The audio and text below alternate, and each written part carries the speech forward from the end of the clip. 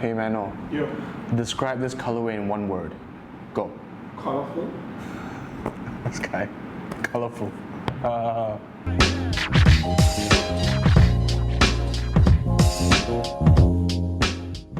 What's up guys? Welcome to another episode of my Like Mike series where I review every single Air Jordan from 1 to 14 up to Michael Jordan's first retirement. And today, as a continuation of the series, we have the Air Jordan 7. So 1992, bringing off his first championship ever with the Chicago Bulls, Michael Jordan has his Air Jordan 7 released, and you know, it's something very different from the Air Jordan 6 in my opinion. Most notably, he wore this during the Dream Team Olympics, which is such an iconic colorway and such an iconic team, the Dream Team. If you don't know about that, definitely do search it up, and you know, it's something good to know if you're a Jordan fan. So before we get into the performance review of the Jordan 7, let's go through some design aspects. I have here the ugly sweater colorway. So this is actually inspired by what Michael Jordan wore. If you Google, there's an image of him in a full sort of sweater fit, you know, and this is sort of inspired the colorway behind that. As I mentioned before, there are more iconic colorways such as the USA colorway and the Columbia colorway, if I'm not mistaken. But definitely this is one of the more eye-catching colorways.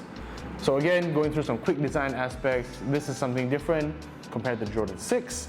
We have removed the sort of heel counter here. We have a booty system here.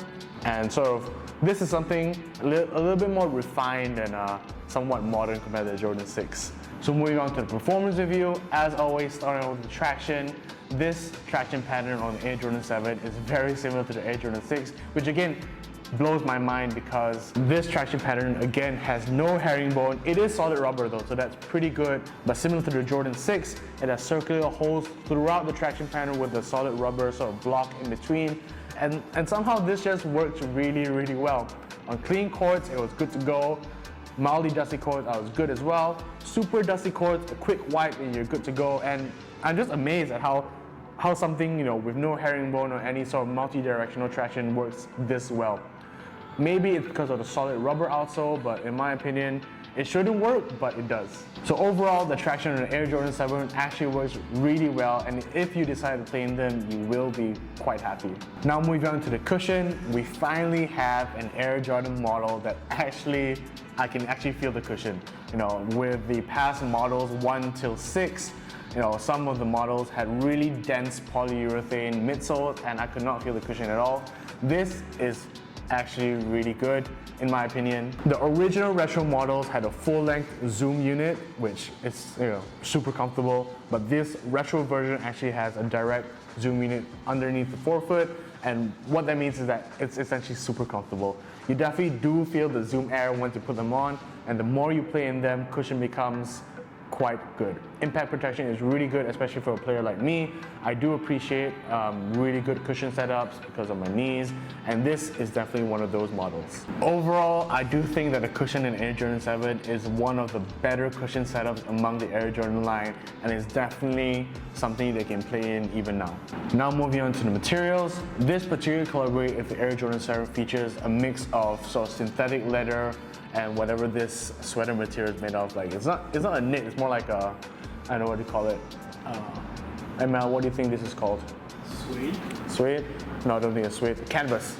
Okay, I would compare this similar to a canvas material, but overall, along the forefoot and the mid panels, it's all synthetic leather, and it's not super comfortable, but it's not super stiff as well. The toe box is pretty soft, and overall flexibility is really good. Materials are definitely not great, but they are definitely acceptable, and it's something that you will appreciate if you decide to play in a pair of Air Jordan 7s. Now moving on to the fit, the Air Jordan 7 fits true to size. In my opinion, I went with my 10.5, which is what I normally wear.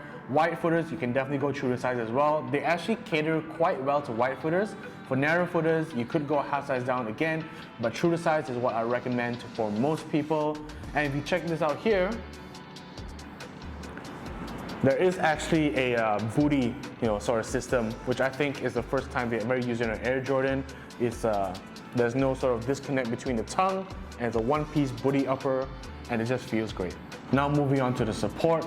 So this is one of the things that I did not like about the Air Jordan 7, the support. In my opinion, these flappy things here do not give you adequate ankle support. If you were to cut these off, and let's just say I cut these off right here, all you're left with is this one-piece neoprene booty sort of system, and it does not provide enough ankle support for most players in my opinion. It's really, really low, and the camera can pick this up. It's super low, so if you have ankle issues, these might not be the best for you, as the support is not 100% in my opinion. However, if you have healthy ankles, if you're not as a shifty player like me, these will definitely get the job done. If you're Kyrie style guard, quick guard, the ankle support might not be as good for you, so you might not want to play in these. So overall, support is average in my opinion. Like I said, these fit really low, and if you have ankle issues, I would not recommend these. So overall, the Air Jordan 7 is a really fun shoe to play in. Would I add this to my rotation? Probably not, but it's definitely a fun experience playing these. I think I'll probably stick to casual use for these for now. Even though they've been really fun playing, I wouldn't play these again, to be honest. So that takes care of the performance review, guys. Thank you for watching. If you like what you see, don't forget to subscribe down the Huddle below, as well as follow me on Instagram at BTKicks for more content, both sneaker related and streetwear related. Let me know in the comment section down below what you think of the Air Jordan 7. Would you play in them after watching this review, or would it be purely casual like how I feel? Until next time, guys, we out.